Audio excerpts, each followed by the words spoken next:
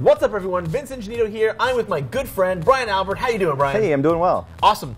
So we're here today talking about the Sony indie game event that we went to last night in San Mateo. Sony showed off a bunch of new indie games for PS4, for Vita, a couple for PS3, but that's not really the focus.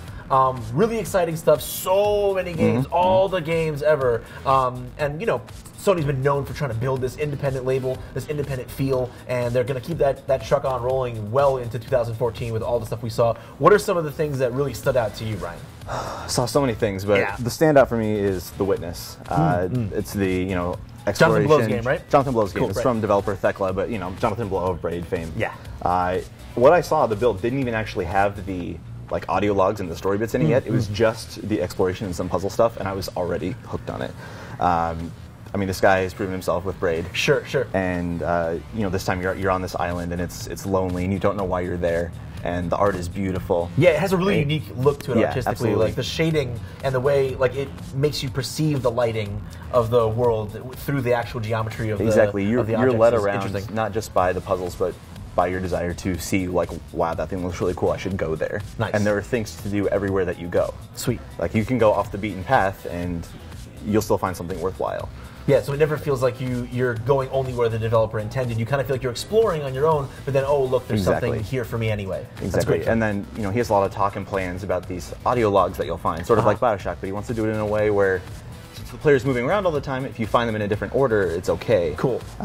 And I think he's proven with Braid that he can mix a great story with great mechanics. Sure, absolutely. And I'm so excited to see where it goes. Yeah, it looked good from what I was watching over your shoulder. Something that I saw that I was really excited about was from Vlambeer, the creators of Luft Trousers. I saw and played some of Nuclear Throne on PS4, which is one of the other games they announced at the event coming to the PS4. And that is basically it's a roguelike, which is becoming really popular, really common. There are plenty of those at the event. We're seeing a lot of those, yeah. We're seeing a lot of those.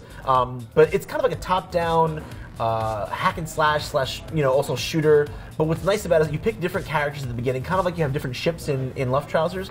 Everyone's got kind of different level of hit points and different special abilities. And what's really neat, my favorite thing about it is that, you know, the levels are all procedurally generated, and it's got that telltale, like, Vlambeer pixel style. But what's really neat about it is that as you level up, every time you level up, you get 4 random mutators or modifiers that you can pick between. That. Shotgun fingers. Right, like shotgun fingers, or like, hey, when I kill enemies, there's a chance I can get some health back, or and all the characters have different special abilities, so some of those mutators relate specifically to them. But the really nice thing I like about that is that I'm a big RPG guy, and I like roguelikes, and you always find the optimal way. You're always like, okay, this is the optimal build. I need these skills and this character and those items. But in this game, it's like, every time you play and you level up, you're not going to be picking the same path. So you're going to have to adapt on the fly every single time, kind of make a build on the go. Cool. What's something else you saw? The second one I played that I was really excited about is called Star Wall. It's like narwhals, but they're in space. So Star Walls. What's the subtitle? The subtitle is Just the Tip.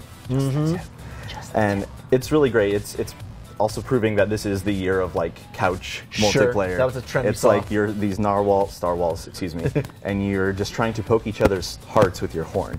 And it's really silly and fun, and you're in small arenas, and you can like get lightsaber noses. You can dress up like Solaire from Dark Souls. Like, it's just having a lot of fun with itself. Yeah, it's gonna bring that kind of Towerfall Ascension, samurai gun. You know, there are so many examples silliness recently. Yeah, absolutely. Awesome. And something else that I saw that was really sick was Galaxy, which is also a roguelike, another one. It's very common in the indie space. This is a space-based one. It's actually, if you've ever played an old Dreamcast game called Armada, it feels a lot like that, where it's the structure of it is like asteroids, you know, where you're piloting a ship and you're kind of spinning around in full 360 and, you know, putting on the thrust and the reverse thrusters. Actually, piloting it felt like what it would be like to pilot a Viper from Battlestar Galactica. I don't know if you ever, you know, but that's kind of what it feels like. And the maps are all randomly generated too, right? Yeah, maps are randomly generated, and, you know, there's different items and quests you can go on. So, and it's going to be different every time. But it has a really nicely produced kind of anime, Saturday morning cartoon feel to it that really is infectious, that gets me excited to see more of it. So, yeah, so we saw a lot of great games. Overall, a trend we really saw a lot of, and that they talked about, actually Adam Boyes himself mentioned it, was that we're seeing a lot of successful indie games from the PC space, from Steam, come on over to Sony platforms. That seems like it's becoming a common blueprint for them to follow. Adam specifically called out Towerfall Ascension, which was, of course, the popular Ouya multiplayer game. That released on Steam, which is obviously a much bigger install base than the PS4, but it's actually, the PS4 version is actually outperforming the Steam version, which is incredible considering how much bigger the Steam audience is. And that's great to see with these really small creative games. Yeah. Like Nidhogg is coming to PS4. Right, which I got our game of the month our game a of few the months month ago. in January, so that's a huge announcement. Binding of Isaac started on PC. I played that on Vita. It was really good. Swapper, which was very critically acclaimed. We gave it a great rating last year.